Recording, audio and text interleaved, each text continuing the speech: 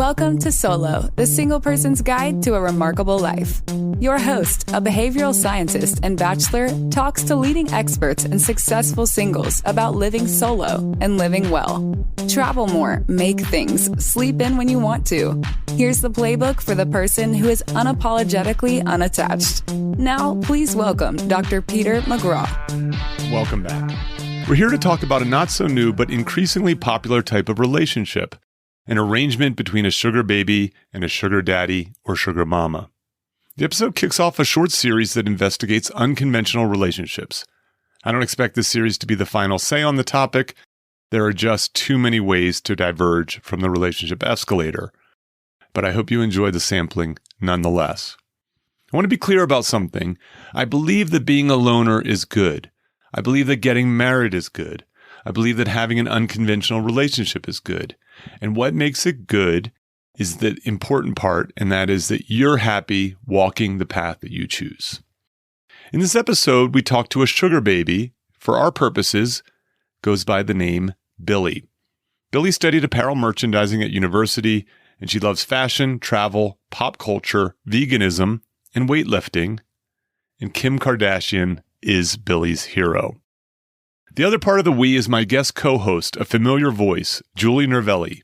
Julie was born and raised in San Jose, California, and earned her college degree from Cal Poly San Luis Obispo.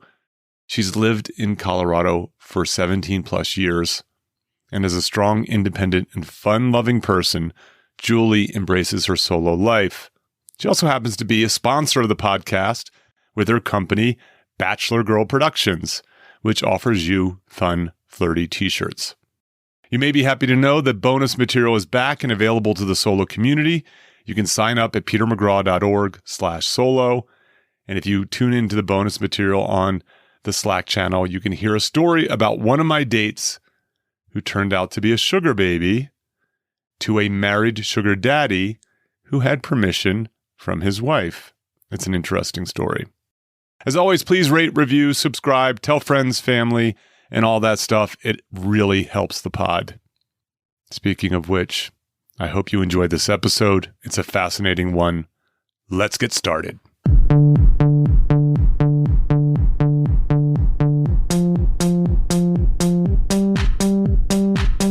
Welcome, Billy. Hi, how are you? I'm good. I'm so excited to be here. Before I introduce my co-host, I want my listeners to know that I did a lot of research for this episode. I mean, not in the field research, but like research, including interviewing a friend of mine.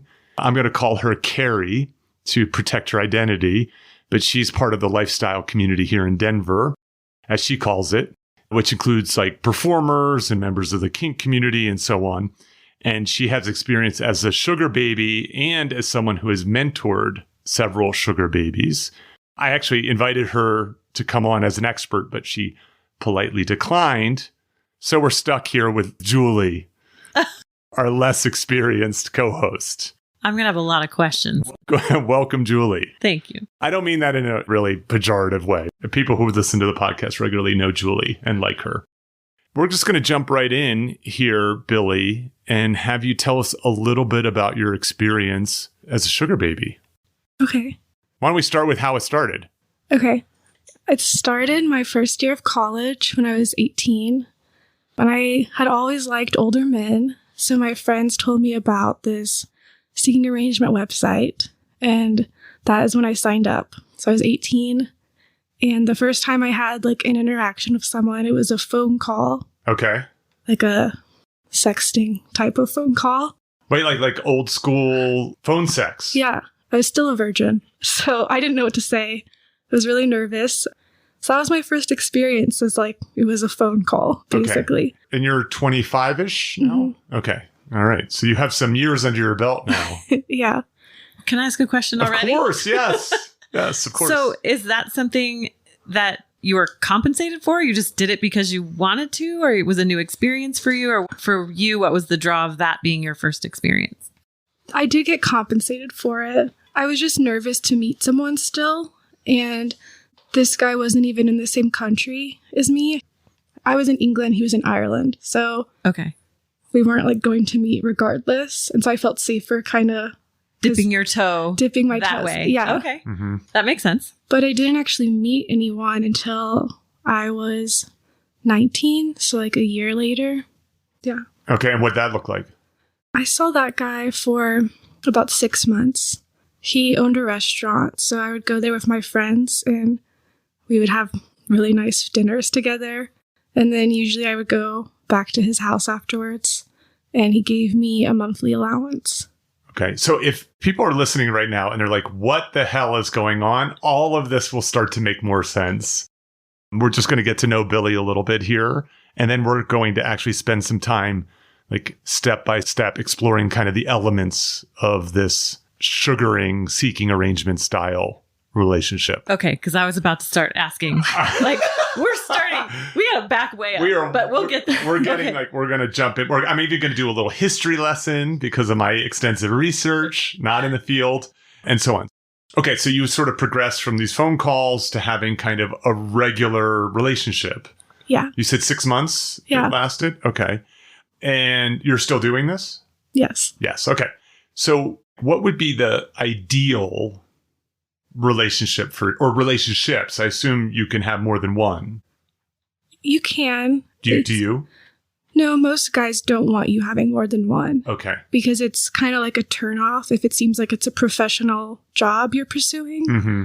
So I don't really have like multiple ones unless they're like specifically like, I don't care if you're seeing other people. But I always do it open. So maybe I'm not having like multiple sugar daddies, but I can still go on dates or meet someone at a bar that's not them. So you can have multiple relationships, but not multiple sugar relationships. Yeah. Okay. All right. That makes sense. Do you have one right now? Yeah, I do. Okay. All right. Is it ideal? No, it's not ideal. Okay. So then let's do this, right? Yeah. Julie knows exactly what I'm about to ask. What is it like now?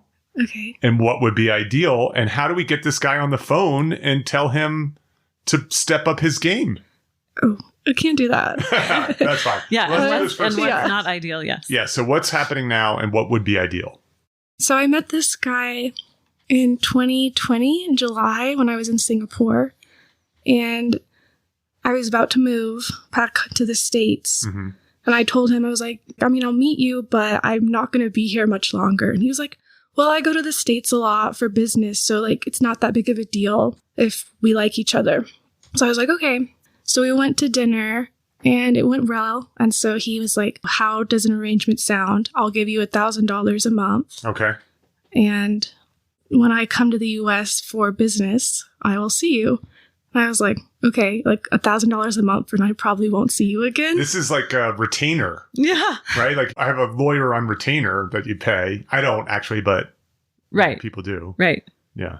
Yeah. So that happened for a few months, Okay. but then it was like during like prime COVID. So he got really anxious and like blocked me because he's like, I don't know when I'm going to see you again. And he's like, I just can't deal with this right now. So he just blocked me. And then Chinese New Year happened in January 2021. Mm-hmm. And he randomly sent me $1,000. And I was like, okay, that's weird. So it's back on. It's back on. Okay. And we just pretended that it never happened, that he blocked me. And I've seen him 3 times since January. And I assume there's like typically texting, phone calls, some connection in between. Just texting. Just texting. Okay. Yeah. You're not big into the phone, I'm getting. Yeah, I mean like a normal phone call. Okay. That's fine. No, I'm not good at sexting or anything like that. That's not your cup of tea. Mm-mm. Okay. Why isn't it ideal? It's not ideal because 1,000's kind of low, knowing how rich he is. And you're off the market for other arrangements? Well, I mean, he doesn't live in this country, Right. so he doesn't really know. I mean, we've never discussed it. Okay. I think he'd get really jealous. But it's don't ask, don't tell. I think it's a don't ask, don't tell Got it. situation. Okay. But I did see him on the website again. My profile was hidden. And I was like, well, he's on it. So I just blocked him. Okay. So he won't see you. He won't see me. I see. Okay. Boy, this is already fascinating. Yes, I agree. Okay. So what's ideal? Ideally, I think between like 2,000 to 3,000 a month is Okay. better. With someone like you see like once a week or every other week, I think that would be more ideal. Okay. And something more of like gifts or trips, like fun things. Like he sends me the $1,000 and that's kind of it. I mean, we go on dates when he's here, but he's been here 3 times since January. It sounds like you want a little bit more of an experience. Like you go out for fine dining, maybe you go to Vegas for a weekend. Yeah, that's more, I think, the ideal There's more situation. fun and excitement in addition to the payment. Yeah. Okay. But he's nice. I like him. He just... I hope so. Well, that's where my next question was going toward something in that realm. Okay, so when you said ideal is seeing somebody once a week-ish, and financially, the $1,000 a month for once a quarter or whatever it is a better financial arrangement. So that made me think of my question is, for seeing somebody once a week-ish, your goal is to really like that person and look forward to seeing them. And then this sort of financial side of it is a little bonus. Yeah, that's how I see it. Okay. I mean, no, it is really nice getting $1,000 a month for basically texting someone. I'm not going to give that up. Right. But like when he is here, like we'll go on dates and he will talk the whole time. Like he doesn't ask me a single question. I'm kind of like a diary, but like instead of writing it down, he just texts me whatever he's thinking. And I just go, yeah, or cool, or that's crazy. And that's good enough for him. Like we don't have like real conversations. So this is actually maybe a perfect segue into like kind of the nuts and bolts of these arrangements. I think this is enough to kind of get people a flavor of where you're at right now. Is that okay? Yeah. Okay. Because we're going to get into why do people do this? And I think we just might have hit on one of those things. I just want to do kind of a quick kind of history lesson. At least this is my perspective on this. So one of the things about these arrangements, these sort of sugaring arrangements, is they kind of sit in between this kind of heteronormative, chivalrous dating situation, right? Where the guy pays when he's trying to impress, and the woman's interest in him isn't completely contingent on this courtship.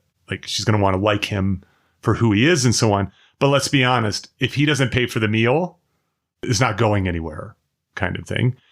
That's on one end of the continuum. And on the other one is sort of pure sex work. Right. So the oldest profession, prostitution, right? You pay someone and they have sex with you. This sort of sits in between because there's kind of elements of both that's there. Now, there is an interesting thing is there's sort of 2 meanings when it comes to the daddy part of sugar daddy. And this actually evidently causes some problems here and there. There's like the sugar daddy as in seeking arrangements, as in like this gentleman in Singapore is a sugar daddy to Billy. But then there's also this daddy experience that's more of a kink, where it's kind of like age play that's there. And they may co-occur or they may be separate. And I think they're typically separate. Does that sound right, Billy? Yeah. Okay. This is not a new phenomenon. So this goes back centuries, this type of arrangement. So going all the way back to what were called the royal mistresses of a king's court who received like a yearly allowance. This goes back at least to the 1500s. So this is not a new phenomenon, although it has certainly risen in prominence, especially I think because of technology. So the term sugar daddy, I had to look this up, didn't appear until the early 1900s. And allegedly, Adolf Spreckels, who was the heir to a sugar fortune. Oh. Yeah, all right. There we go. You said Spreckles and I was like, that name sounds familiar. It's from Hawaii. Is that right? I've heard, yeah. Oh, that would make sense. I believe so, yes. Yeah, that would make sense. So he was affectionately referred to as Sugar Daddy by his wife, Alma. Guess how much younger Alma was than Adolf? 24 years. Nice. So there was a little bit of that dynamic, obviously, that's there. So in mid-1920s, 1926, Sugar Daddy had become kind of a well-known slang term for a man who spoils younger female companions with gifts or money, or both. And this was especially the case with the flappers in the Roaring '20s. It's there. So now this is where it gets kind of funny. In 1925, a chocolate salesman created a caramel lollipop named the Papa Sucker. Seriously, it was called the Papa Sucker. Oh my gosh. And in 1932, they changed the name to the Sugar Daddy. Yeah. Which is less gross, I think. Right. Right? That's funny. And in 1935, they came out with an accompanying candy called the Sugar Babies. Sugar Baby. Absolutely. Yes, you guys are a quick study. So the concept was brought to more prominence in the 50s with Hollywood films such as How to Marry a Millionaire and Gentlemen Prefer Blondes, both starring Marilyn Monroe. Marilyn Monroe. Look at you guys go. And perhaps the most famous sugar baby, at least in my eyes, is not Billy. It's Holly Golightly of the movie Breakfast at Tiffany's, played by the charming and stylish Audrey Hepburn. You know, instead of calling the bad sugar daddies trolls like they're called these days, she calls them rats. Rats. I remember that. So the growth of this really happened via this website app that Billy mentioned earlier, Seeking Arrangements, which launched in 2006. Mm-hmm. I have to ask you this, Billy, because you had mentioned this to me. So you're on this app. The founder of the app is prominently featured on the app, yes? Yeah. What's the story there? Like about him? Yeah. I think his name is Brian. Mm-hmm. You can see his profile. It has like a little crown by it, and it says founder. He uses it for dating. I think he has multiple sugar babies. But he also is like, if I vibe with you and we get along, maybe I can hire you for something else. Like, because he's into petite, slim, small women, because he's shorter himself. He's a petite gentleman. He's a petite gentleman. I see. Actually, let's talk through this, I think, since we're already on the app. Mm-hmm. You create a profile much like a dating app profile? Kind of. There's a question. It's like, describe yourself. And then there's a, what are you looking for? Okay. And I write more like a paragraph for each of them. Mm-hmm. Like on a dating profile, I don't write anything. So you're trying harder on Seeking Arrangements than you are on a dating profile. Yes. And you have pictures? Yeah, you can have public pictures or private photos. What does that mean? So a lot of people will just have a photo with like their face blurred out. Okay. And then you can like share your photos with someone else, or you can just have everything public. I see.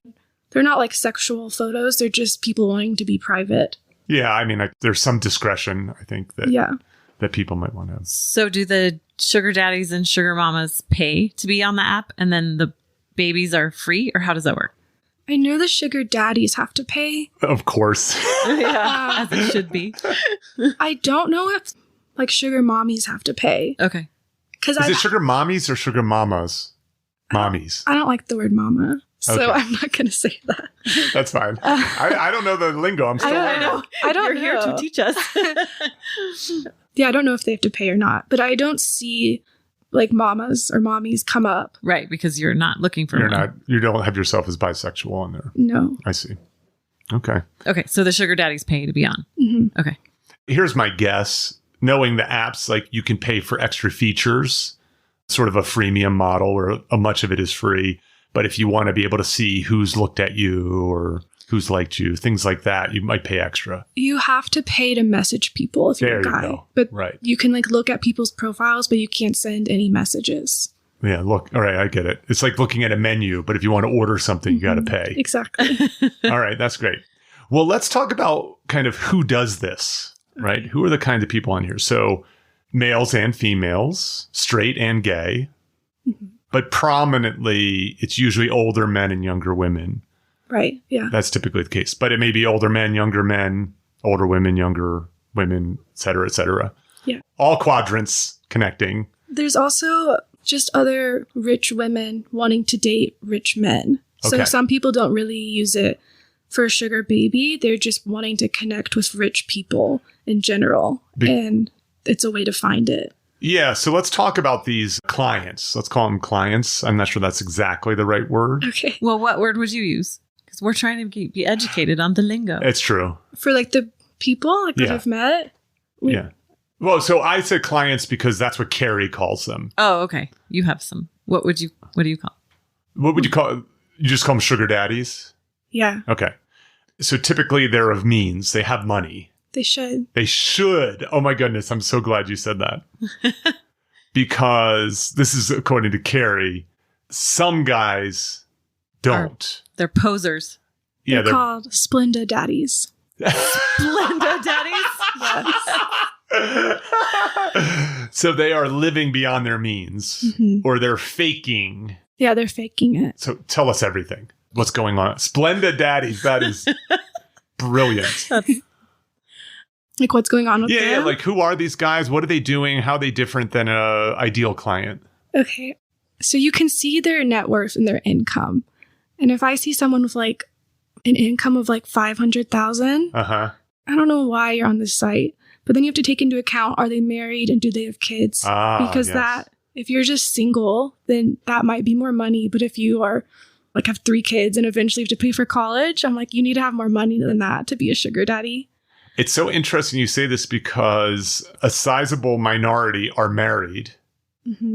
They may be married and out there in the open. And I'm going to have a story I'm going to tell you. So it's going to be in the bonus material about one of these arrangements that I learned about from a woman I met on the apps. So for those of you who are curious about this, it's my only other sugar baby friend besides Billy. If you're interested in this story, you have to sign up for the solo community at petermcgraw.org/solo. But in her case, this is just a preview.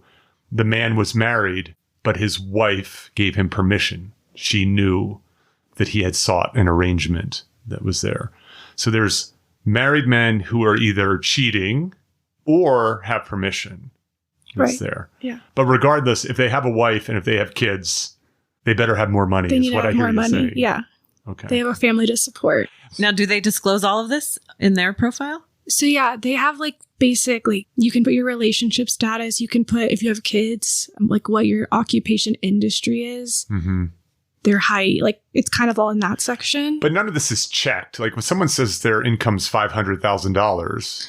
Yeah, there is no way to check it. Okay. There's no tax returns that get uploaded. I'm pretty good though at being able to tell like a photo if someone's rich or not. How poor do I look? I'm wondering. No, you don't look poor. Gotta zoom in on all the background details. Like, you don't look rich either. The shoes. You can tell by the shoes. I see. And how old a photo is. Because they could have like really cool photos, but I'm like, it looks like your outfits are like Abercrombie and Fitch in the 2000s. So I was like, that's clearly like not an updated photo. Okay. Bespoke, gentlemen. Get on it. And I say red dress suits or red dress shirts. Oh, like rich guys don't wear those. That's funny. So some of it's about taste. You're sort of figuring out someone's income via how sort of tasteful their photos are. Fascinating. You're seeking clues, right? You're trying to figure out who's sugar, who's Splenda. Especially the mirrors, like a mirror selfie. Like if I went into your bathroom or if you took a photo in your bathroom, I'd go, oh, he has a nice apartment. But I can tell some people, I'm like, that is not a nice bathroom. So I was like, you clearly don't have a nice apartment. Okay. All right. You're sleuthing. Yeah. That makes sense. Okay. So. And if the door's closed in a bathroom selfie, then they're taking a bathroom selfie from the person they're in a relationship with. Oh, I've never heard this before. Oh, yeah. Oh, my goodness. That's funny. Clearly, I don't live with anyone, so I don't have to worry about this. Why do people take... No, we're not going to do this. I know. Don't even go there. Pro tip, stop taking selfies in the bathroom, everyone. Especially if you're on seeking arrangements and want to not seem like a broke ass. Okay, so the people who do this, so as we said, they tend to be men. They tend to be higher income, but not necessarily. So obviously, as we said, there's women who do it. And then also there are guys who don't have as much money, but appear as if they do. And maybe just in the same way that they're just living on credit. They're appearing to be something rather than they, in other words, so they get to spend time with the lovely Billy here. Okay, why are the daddies and mommies doing this stuff? That sounds like an obvious question, but I don't think it's as obvious as people think. I would say the most common thing is it's busy people. Okay. They're like, have really busy jobs and they're traveling a lot. And it's just easier because you kind of like, you're paying for a girlfriend in a way and she doesn't cause drama. So I'm not going to be mad you didn't text me for 3 days in a row. Or it's convenience. It's convenient, Yeah, so it's low stress. Yeah, it's low stress. I could see that. Right. What else? Any other reasons? They're married and they're miserable. It's another big one. So they're looking for some excitement. Yes. They're looking for sex because they're maybe not getting it at home. Yeah. Perhaps. Carrie gave me a whole list, so I'm just working our way through There's the list. a lot of like husbands and wives on there. So I've been with like a couple, and the wife basically figured out she was bisexual after 3 kids and married, and he was like, "Well, let's figure this out for you then." Okay, so it's like they're looking for a unicorn. Yeah. Okay. For those of you who don't know this, a unicorn is the third in a threesome with a couple. Yeah. And so instead of going on Tinder and bothering lesbians, they're like, I'm going to get on seeking arrangement and just pay someone to do this. Right. And it's less threatening, I think, to the relationship because you're creating an arrangement. Yeah. Oh, that was not on my list, by the way. Although fantasy fulfillment was. Well, like you have a particular... Like a role play? Yeah, exactly. You're looking for a particular type of person. Yeah, I guess there's like people with like kind of kinks on there. I'm not really good with like role playing, so I stay away from We know you're terrible at phone sex. I'm pretty quiet, so I'm like, you can't ask me to narrate a story during sex either. So I don't really meet those people. Okay, so you get sort of filtered out. Mm-hmm. So in the unicorn situation, is that a regular occurrence and where you kind of have that retainer situation again? When I was with the couple, we were like together for like 4 months. Okay. But sometimes I would just see the husband. And the wife knew, like she was like, oh, we just couldn't get a babysitter tonight. And so she had to stay home. Of course she has to stay home. Yeah, really. This is the sexist world we live in. Yeah. But I mean, they were fun. And what brought that to a conclusion? he had to get surgery on his shoulder. Okay. And so he was like, I'm going to be out of work, so I won't be making as much money, because it was like a sales-based job. I see. And then also they had some family issues going on. Okay. And they were like, we just don't have time to like... Real life gets in the way sometimes. Because they were really nice. Like if they canceled last minute, they'd still pay me. Okay. That's why the husband would go. Like if she couldn't go, because they felt bad being like, oh, sorry. Like we don't want to like take away your, I guess, money. Yeah, your livelihood. Okay. So another one in this, I think you already kind of alluded to this with your current situation, is just for someone to listen to, some companionship. Yeah. A sort of girlfriend experience, someone to go, oh, that sounds very difficult. Yeah. I think some people or guys just want to vent and have someone there to like listen to them. Mm-hmm. But they have like no desire to be in a relationship or committed, kind of. Mm-hmm. Yeah, it's a little bit more one way in that sense. Right. So Julie and I are friends. I have to listen to her. She has to listen to me. Right. If it only went one way, that friendship wouldn't last very long. Yeah.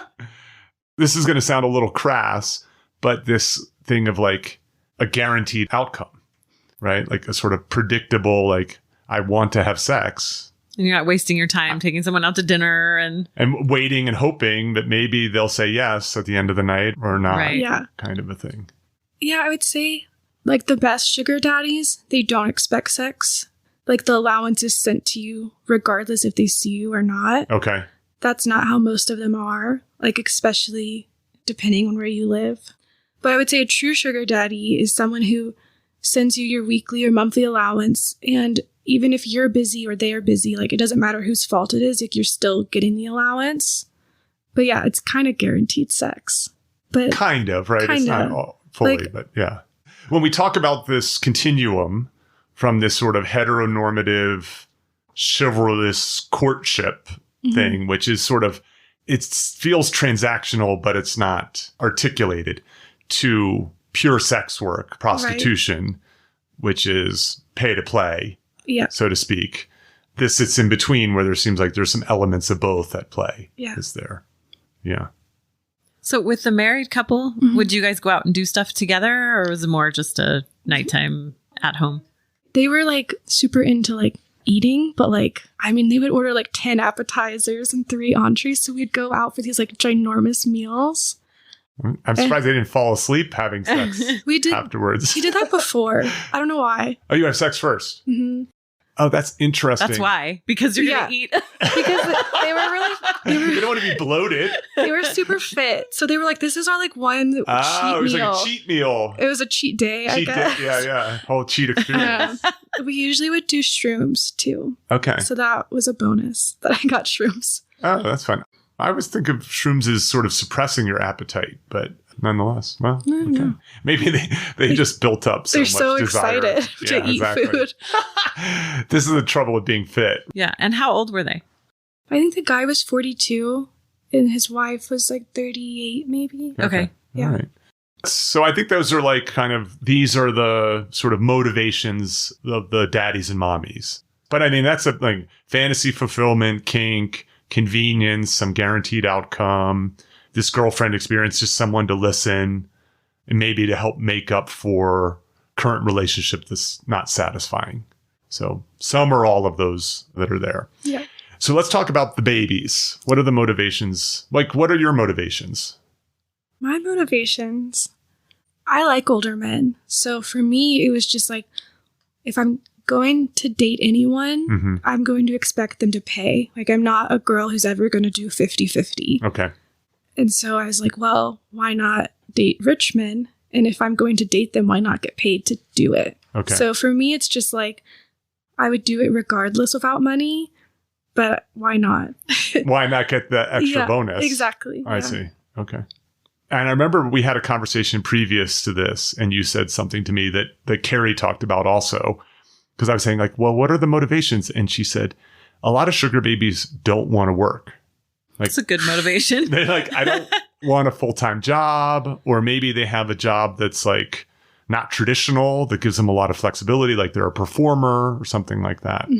And so, does that ring a bell? Yeah, I mean, ideally, I don't want to work. But I wouldn't say it's the like my motivation, because I still want a job. It's a bonus. It's a bonus, Okay. Yeah. But I think if you go on that site and you're like, I'm unemployed, it's like a major turnoff. It's like a lot harder to meet someone. Oh, okay. Because if you say like you're a student and you're trying to go through college, they're like, oh my God, I have to help you. Like they really feel like they're saving your life. So they're not interested in like unemployed people. Okay. Because of the motivations are wrong. Yeah. so Then to they speak. feel like you're just doing it for money. I see. Oh, it's so So fascinating. maybe it's time for you to get your master's. I've thought about it. Just find a very easy online master's program. You are in school. That's a good point. We're here to help, Billy. Oh, I was just going to say, we won't take a commission. Yeah, that's right. So Carrie described the money as easy-ish relative to a lot of traditional work. Yeah, I think it's pretty easy. I mean, it can be easy if you like the person you're with. Okay. And if you don't like the person, then what? I dated a guy for 6 months that I did not like at all. But it was during COVID and I was being safe. I didn't want to go meet a bunch of people. So it's love the one you're with. It was that kind of situation. And So- so did you eventually end that one? Yeah, we dated for 6 months, but that was hard. And are you a good actress, or did he know this and not care? Like when I go out with people, I'm like super sensitive to like, She is this doesn't person seem that tr- into Yeah, you. she's Yeah. not that into me. Yeah, I don't know. Because, I mean, what was really bad was the sex. I mean, he made the comment, it's like having sex with a virgin every time with you, because I just laid there. I see. But he didn't know. Like, I mean, I'm not going to tell him, like, actually, no, that's not how. You're like, if you were more interesting, He But was maybe just, I would be did he more like interested. that? I don't know. It was, Like maybe that was his kink, is like, he used to make, I'd have to wear a blindfold because he didn't want me looking at him. It was really weird. I see. I had to see him twice a week. That was like his, oh, that's a lot for somebody you don't like. I know. And one night had to be a sleepover. So cuddling and stuff like that. But I was like, don't touch me. I don't like cuddling. Uh-huh. I wish people could have just seen the look on her face. I did. I know. I know. I was going to say something too. So that seems like work, what you just described. Honestly, it felt like a job. Okay. You're like, oh, Tuesday night, sleepover night. No, like that's really like what happened. I was like dreading it every time I went to go see him. Was the money good?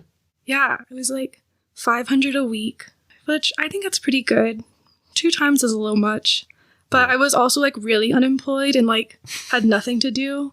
And we'd always go out to like nice restaurants. And okay. So the first time you met him, were you like, I don't really like him that much, but I don't have a lot of other options right now because of COVID or whatever? Or did that build over time, or were you hoping it would get better? I'm just really curious about this. I know. I feel like we just stumbled down this rabbit hole. We should be careful. Yes. No, I met him and I met another guy at the same time period. And I was hoping the other guy would choose me. And that guy basically was like, you look so young. I feel like I'm with my daughter. Like, I just can't be with you. Yeah. So people aren't going to, we're keeping Billy's identity a secret just for safety reasons.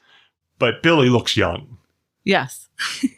Right. So. And so it's just for some people, that's a plus. For some people who want that age play, it'd be great because Yeah. you could pass for 20 years old if you wanted to. Right. Yes. This guy was like, you look 14. Like, yeah. He's like, I really like you, but like, I just couldn't be with you like that. Okay. So it was kind of like, well, I guess this guy that You're like, call me in 10 years. maybe. So yeah, I kind of chose the other guy out of convenience. And like in Colorado, I just don't have that much luck with guys here. They're a little too outdoorsy for me. And so it's hard finding guys who like are interested in more like, I don't know, city type things. Yeah, that's like, right. Urban living, dining, museums, yeah, that concerts, kind of stuff. theater, travel, In and so on. The guy that I was with, he was more into that. Okay. And like he dressed nice and he liked nicer things. And so Was he a nice person? No. But that didn't come out till like later. Got it. It's not like I was like, oh, he's awful and I'm going to date him. Okay. I was like, as we like got closer, I was like, oh my God, I can't believe he's saying certain things that he said. All right. Well, let's keep moving. So Billy, are there any other reasons why the babies do it? I think some girls do it just to like purely scam men. Like they have no intention of meeting them. They're just going to try to get money before, or like they'll try to go on a dinner date with you and they'll be like, you need to give me money for gas. Or so I think there are some girls who are just doing it because they're trying to get quick money and they think that they can take advantage of guys easily. So there's basically scammers on both sides of the relationship. Yeah. Okay. Do these babies have a name? I don't know if they have a specific name. Okay, I'm just Splenda curious. babies. What's that? Splenda babies. Yeah, I was wondering, like, what are they? So Carrie only added one other one, and it's just like, it's kind of fun. It's exciting. It's sort of sexy. It has this sort of fantasy fulfillment on the other side of it all. Yeah, I guess it does. I mean, it does feel nice when you leave someone's house and you have $1,000 in your purse. Yeah, I guess so. I mean, obviously the financial. Yeah, I mean, but it's like you feel very powerful I see. afterwards. Yeah, right. So I could see how that would. You know, it's fascinating. I could see how both people feel that power way, after. right? Like the power to be able to pay and to have this no strings attached kind of situation. And then the power of like, I just did that. How empowering. I like to say this for folks who are pro-choice. To me, it follows that it should, if you're pro-choice, it should extend into sex work, right? Like if you believe that a woman should have autonomy and power over what she does with her body, it should go to the ends of like, well, then supporting sex work, because that's a similar kind of dynamic, right? You're doing what you want with your body, how you want, at the price you want, and so on in this way. Yeah. Well, and you also would get to go to restaurants you would never get to go to on a regular Right. dates, and potential travel and all these Vacations, experiences that regular dating wouldn't necessarily provide. Exactly. Shopping. Shopping. I love shopping. Yeah. This is something that came up I did not realize. So let's talk about the hows here that are here. So there's not just Seeking Arrangement. There's a whole bunch of apps that people use for this. Yeah. But that's the big That's the big That's one. the big daddy, if I may. Are you on any other apps? I tried Sugar Daddy Meet. Okay. I don't like it. It's No. just not. Not I as think good. Seeking Arrangement really is the only better, Okay. the good one. And I'm on Millionaire Match, I Okay. think. But that's just a dating website. Oh, I see. But it's supposed to be for rich men. Well, the other one, and I know this because I'm on the regular dating apps, is that there are sugar daddies, sugar mommies, and sugar babies on the regular dating apps, kind of using sort of the app in a way it wasn't necessarily intended to. Yeah. Right. So there's a lot of like coded language. I can only talk about the baby's coded language because I'm too old to have a sugar mommy at this point, sadly. So things like, correct me if I'm wrong. No, I want to know so I can put these on my profile. So you're on the regular dating apps too. Yeah. And you're regular dating, but you might use them for crossover. Yeah. Okay. Spoiled is the big one. Mm-hmm. Right. So anybody who's looking to be spoiled yeah, is one of them. I also think this idea of saying that you like shopping is another one that's coded language. After that, maybe fine dining. Like versus saying I'm a foodie, saying fine dining feels a little coded to me. Yeah. But certainly the first two. Yeah. Mine used to be spoil me. Spoil me. That was my bio. Okay. Is there any others? Or is there anything else that you might do on a regular dating app to signal that you might seek an arrangement? I don't know. Because I've thought about this because I'm trying to... You're trying to hack the system. Yeah. Yeah. And I think seeking arrangement is like going down, like hill, I think. So I need to move to dating apps. Okay. But it's just awkward when someone messages you and they're like, what does that mean, spoil me? And then you're like, Oh, right. I'm like, I don't want to explain this to you. And if you have to explain it, they're not a good client. Yeah. Yeah, right. If you have to ask, you can't afford it. You could just say that. If you have to ask, you can't afford it. That is hilarious. That's good.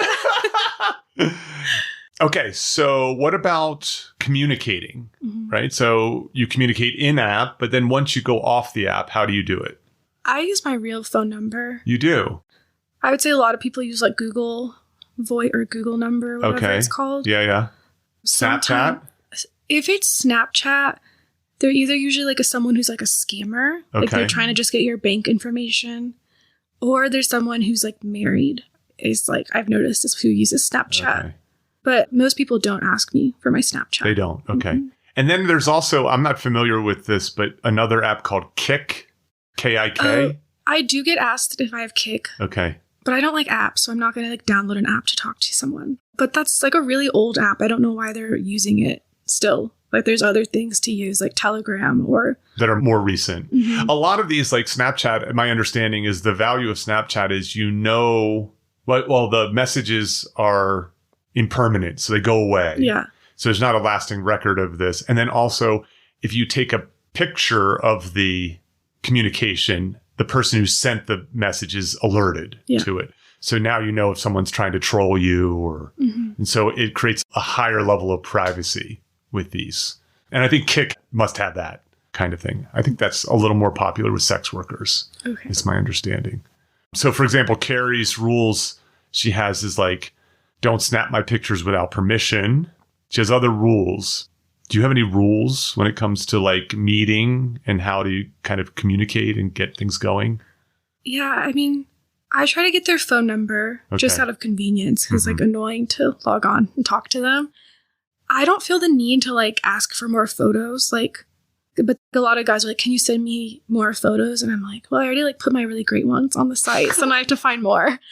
I don't do coffee dates. Okay. So you have to meet for a meal or for a drink? No, I don't do drinks. Okay. You have to meet for a meal. It needs to be a meal. Okay. Because I feel like... A dinner or lunch. Okay. That's kind of my requirement.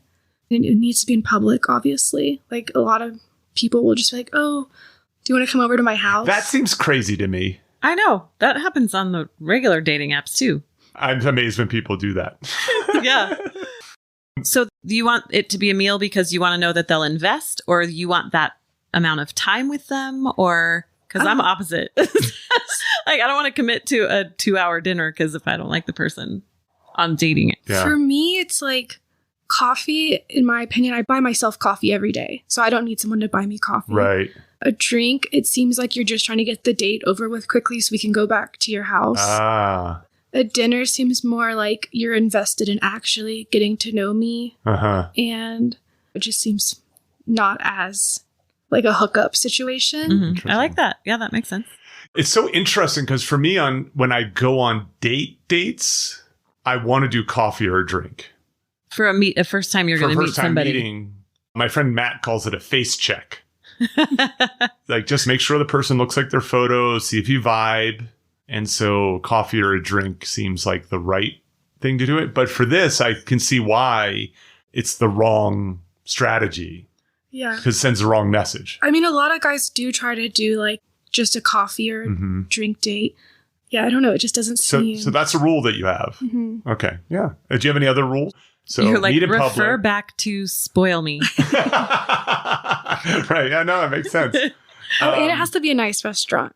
I'm not going to like. You're not going to Mongolian barbecue. No. Someone invited me to Spaghetti Factory once. Okay. And I was like, I'm sorry, I can't meet you anymore. Right. I see. It says enough Splenda. about Yeah. Splenda. Mr. Splenda, we're not meeting at Can we go to the Spaghetti Factory. Splenda Factory? That makes sense. So she had a couple others. Carrie's was like, don't pester me. Like, I don't want lots and lots of texting. Like, we make plans, we meet, but in between, we don't have to be communicating all the time. Here's another one. Money up front. That's once the relationship gets going. She's leaving with it in her purse.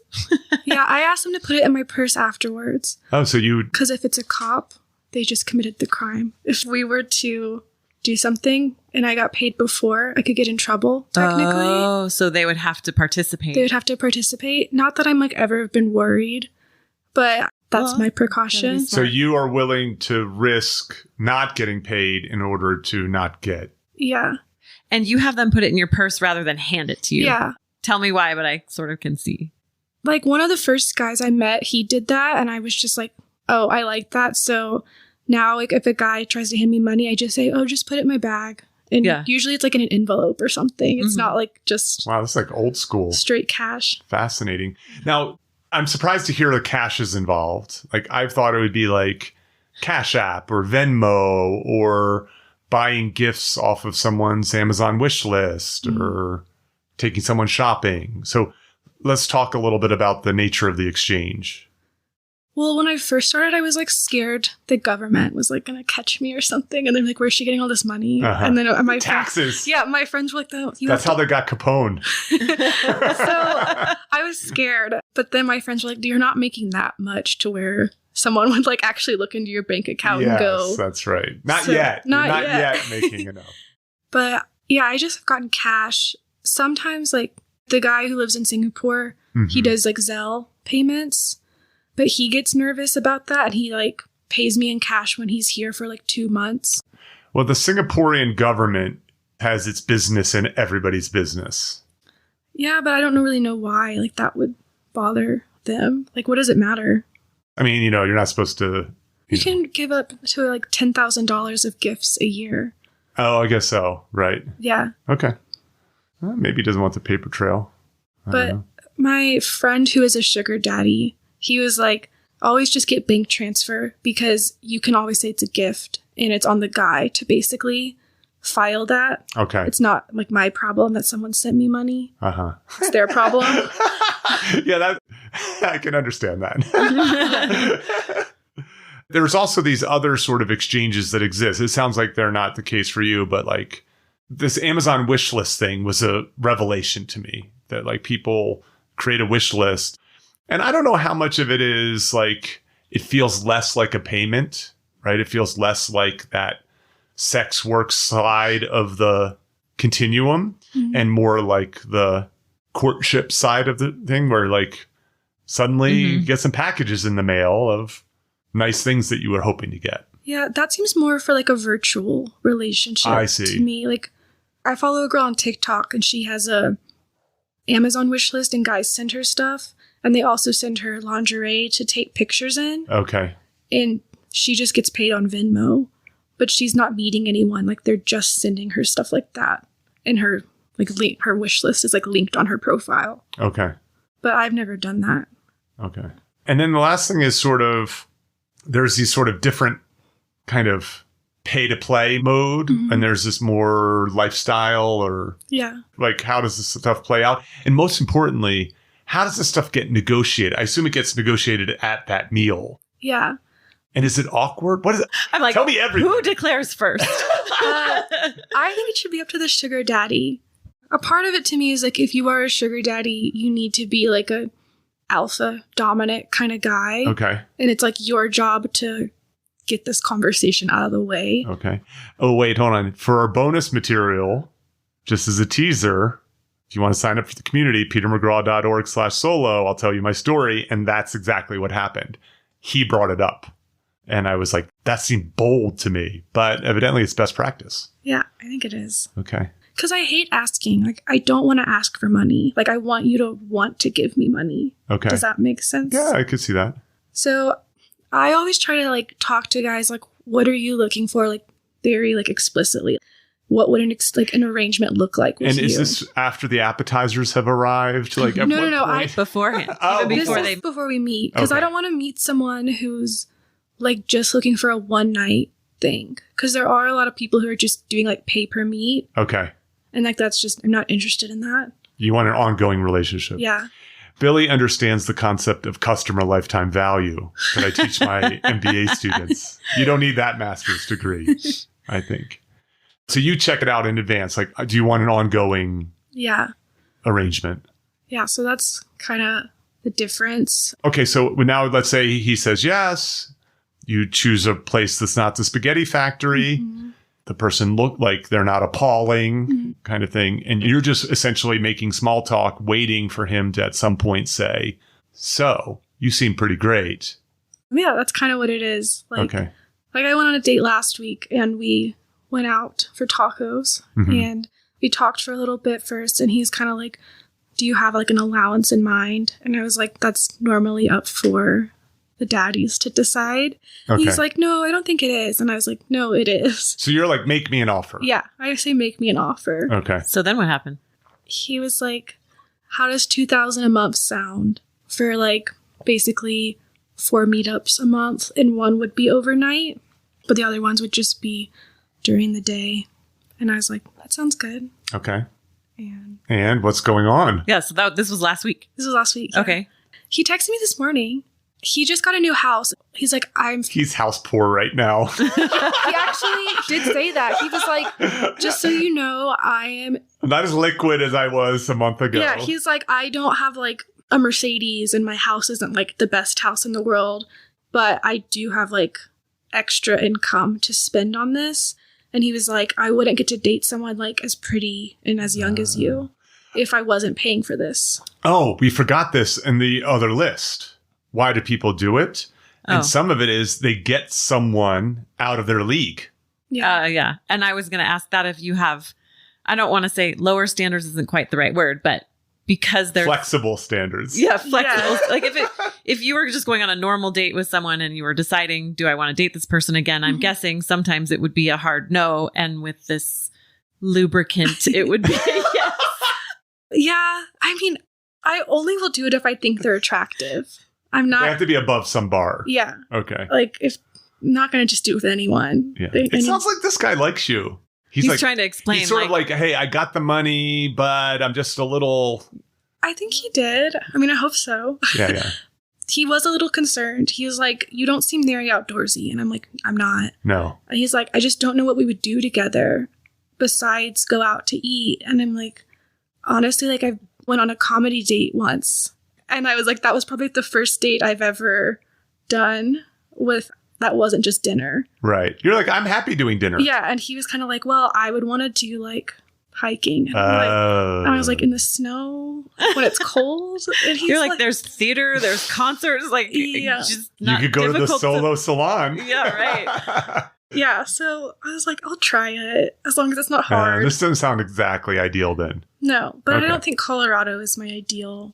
I got to be flexible here. Yeah, Mhm. Billy has said that like the LA scene would be much better for her. Yeah. Yeah, I could see that in terms of cultural experiences and so Mhm. on. Okay, are we missing anything else about like how it gets started? Who are the people, the exchange? And there's a little bit of a negotiation, it sounds like, Yeah. that happens in terms of the amounts, the number of days. It seems like this overnight thing is a thing, Yeah. right? You know, whether it's wanted or not wanted. Is there anything else, the kind of the basics of it? Because we're about to pivot for our last bit here about kind of, are there any other best practices? I'm going to basically say, imagine I have a listener who wants to be a daddy, a mommy, or a baby. What are their best practices? Okay. Yeah. But does anything else come to mind before we pivot into that? No. Okay. So. Okay, one more thing before we go to best practices. You've been doing this for 5 years? Yeah. Ish? Yeah. Okay. What have you learned about yourself through this process? I think mostly that I'm a lot more confident than I think I am. Because I meet people and they're like, you're really confident. I'm like, oh, I don't feel like I am at all. But I also realize I'm a lot more mature than I think I am. Like, I've been on dates with older guys with like a friend. Like, I'll bring my friend or I'll be accompanying them. And I just can't believe how they're acting in front of an older guy. So I guess I'm kind of a good actor in a way. I mean, I'm not like pretending to be anyone. I just don't act like a silly 25-year-old, if that makes sense. Totally makes sense, yeah. And I would say like the biggest thing I learned about myself is just not everyone can be a sugar baby. And I have the skills that it takes to do it. So, I mean, that's kind of cool. Billy sort of has this quiet confidence, I think. Yeah. That's fascinating. Even just to experience the kind of growth, even just this idea of putting yourself into these sort of situations that don't have strong social norms. So like a date has very clear norms about how you behave, what you talk about, what you don't talk about, and so on. And then you venture into this world and suddenly there's a whole different set of rules.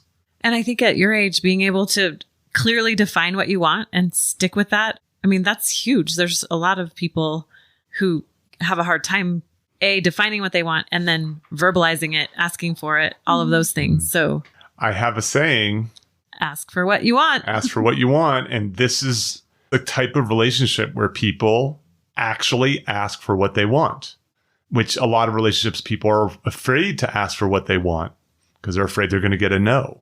They're afraid that someone's going to judge them negatively. Right. And in this situation, it's like there's a line of guys waiting to meet you if someone doesn't want to do what you want, if it's not a match. Yeah, that's kind of how Which would be a longer line if you lived in LA. I know. I got to get there. You know, it's a short flight. No, just have them fly you there. Can you be on there and say, I live in Denver, you're going to fly me there? Yeah, you can do that. There's a guy who wants to fly me to Vegas this weekend. But you've never met him before. That's No, the problem. We FaceTimed last night. Okay. But it kind of scares me because I understand. you're staying at a hotel with them. Actually, I do another rule, and it's I don't have sex on the first date. Okay. But it's kind of hard to, like, what's the first date if you're meeting someone for the weekend? Because, like... He can afford for you to have your own hotel room. Yeah, that's true. But even though they can afford it, they don't want to do that still. So... Yeah, you know just how say, you, I'm you know how you get uncomfortable. wealthy? You get wealthy but not wasting your money. Yeah, a lot of people are rich, but they're still cheap. Right. I think that's fair. My only opinion on these things is if you have a good gut, trust your gut. Yeah. If you have a bad gut, Yeah. do the opposite of what your gut says. That's my typical advice for people. Yeah, I had to do that a few weeks ago. I was supposed to go to Vegas with a guy, and we had our first date Saturday night, and we were going to leave Sunday morning. And I told him after the date, after he bought the tickets, I was like, I can't go with you, actually. And what was it about him that made it? He didn't want to do an allowance ever. And he just was like, he was so full of himself. And his job was like professional sports bettor. He was like, I'm going to get a Tesla when the Super Bowl is over or whatever. And I was like, that's like not the kind of wealth I'm interested in. Yeah, I see. That's someone who doesn't have money now, but thinks he's going to have money. Yeah. That sounds like a degenerate gambler. Like, Splenda. Yeah. Like, don't get on that website if you're not giving out an allowance. But so yeah, I told him after, I was like, I'm really sorry to do this to you. Okay. But we did agree that we were just meeting tonight and we would see how it'd go. Yeah, I see. But he's going to Vegas anyways because he's going to go gamble. I don't know, he's pretty mad. I see. Okay. Yeah. All right. Let's close with some best practices. Okay. Right. So imagine, Billy, that you have a friend who's interested in being a daddy or a mommy or being a baby. Mm-hmm. What have we not covered from like creating a good profile, safety, anything that you would advise? If you had a friend who was like, I want to get into this, and you're like, okay, this is what you need to know. Yeah. The first thing I say always is you have to have sex with them. There's no getting out of that. Because there's so many girls online who are like, my sugar daddy sends me $5,000 a month and I don't even show him like naked photos of myself. And I was like, no, you do. And you're lying. Okay. And you're like spreading misinformation. And so girls will get on that site thinking, oh, I can just talk to these lonely old men and they're going to just send me tons of money. If you don't want to have sex, you should do OnlyFans. Yeah. Is my understanding. But so many girls just think that it'll be easy to get guys to send them money. Okay. So that's how I always like started off is like, you're going to have sex with an old man. If you can't do that, don't sign up. Right. Okay. All right. Thanks for cutting to the chase with this piece of advice. Do you have an age limit? My thing is like, if they're hot, they're hot. Yeah. Fair enough. That's fair. But the oldest guy I've been with was like 58. Okay. So yeah. Older gentlemen, take care of yourself. Yes. There's a lesson from this. Right. Start eating clean, start lifting weights. Another thing I tell my friends if they want to do it is like, you have to just be a little bit more mature and like direct. There's not like those games that like people are playing at my age. Like, I don't know if you guys would be familiar with this, but like, because we're old. No, I don't know. Okay, like it's super common for like my friends or like people my age to be like, I'm going to post a hot photo on Snapchat or Instagram, like purposefully for like a guy. Oh, to a thirst see. trap. Yeah, but like sometimes they'll do it like on a private story that only that person can see, but that person doesn't know they're the only person seeing it. And so like there's not like these like mind games that come with it. So like a lot of my friends like get confused. They're kind of like, that's not working. they're like, yeah, it's not working. And I was like, yeah, because they're like 40 and like they're working. They're not like, they're like, oh, he hasn't texted me back in like 2 hours. And I was like, yeah. Yeah, he's doing a merger and acquisition. He has a real job. Like, right, I see. Oh, yeah, my Instagram game is terrible. As it should be. Yes. Okay. so yeah, that's kind of, it's like, there's not these like mind games that you'll be playing with them. Because I think most older guys kind of figure that out quickly and they're not interested. Mm-hmm. And I'm like, you have to like them. That's like the main thing. Like they can tell if you don't like them. I mean, if you don't like them at all. Maybe you don't like them sometimes. Right, I see. Okay. So, yeah, you're going to want to have to play. Mm-hmm. I see. What advice would you give a mommy or daddy? To be generous. Okay, yes. Don't be cheap. Yeah. I think the biggest thing is it doesn't matter if you see them or not. They get the allowance because I think it becomes like a fine line of like prostitution when it's just when you see them and you're doing like a pay per meet thing. Okay. Because even though you went to dinner or you ordered in takeout, like you're essentially only paying them when you have sex with them. I see. So I think being like a true sugar daddy or mommy is like more about the experiences and like the lifestyle. It's not just about giving someone money and having sex. You really have to like actually. It's more of a relationship. It's really, it's more of a relationship, and it definitely can turn into like a serious relationship, but it can stay casual too. Oh, this is good. This is a good segue, Julie, because Carrie said to me, don't date your clients. So she says, if it's an arrangement, keep an arrangement. Don't turn it into a boyfriend. Oh. And this is her quote, which I really liked. She said, you may end up broke and heartbroken. But you disagree. So it's possible that an arrangement may turn into a more kind of traditional relationship. Yeah, I think it's possible. Mm-hmm. I mean, like, I want to get married to a rich person. So I'm hoping one day. You're auditioning. Yeah.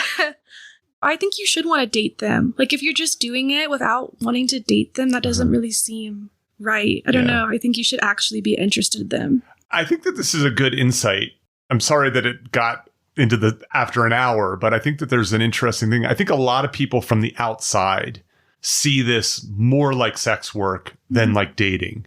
Yeah. But the way you're describing it is it just has elements of both to it, right? Where there is genuine affection and enjoyment and I'm guessing laughs and fun and connection. And that would be ideal, is that you're getting kind of the best of both worlds, both like the convenience and the fantasy and the money, as well as like some companionship that's actually built on some element of friendship. Yeah.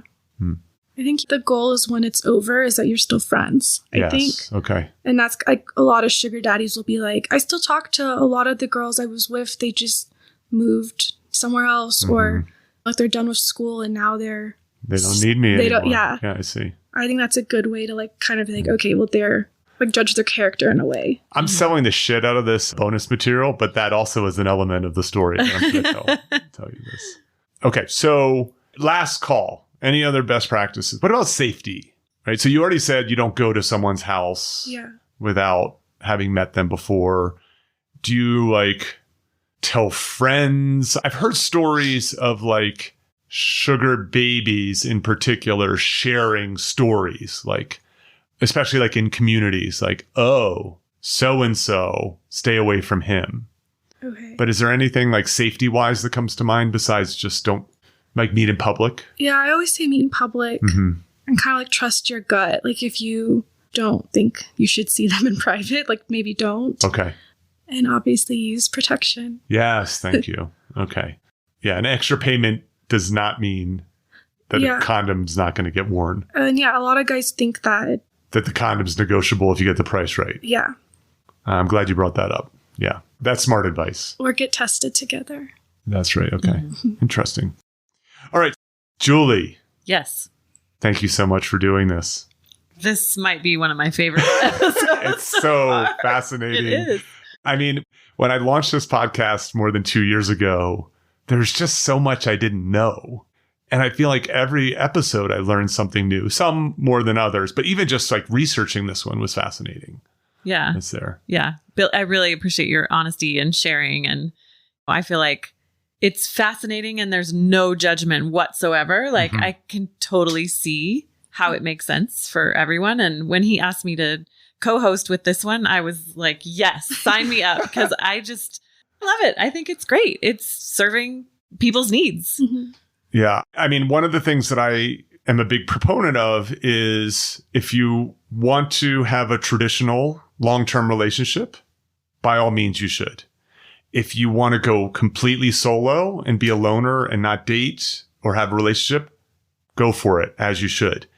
If you want to find a way to have a relationship that's unconventional in some way, it's consensually non-monogamous, maybe you live apart, maybe it's polyamorous, maybe it's a sexual friendship or an arrangement, go for it, right? Like I'm just a believer in do no harm and have consent.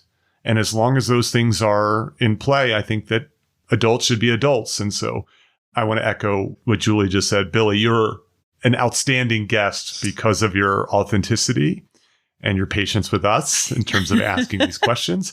But I also just think that it is really useful to give people an alternative perspective, because there might be people who go, hey, I might want to try that.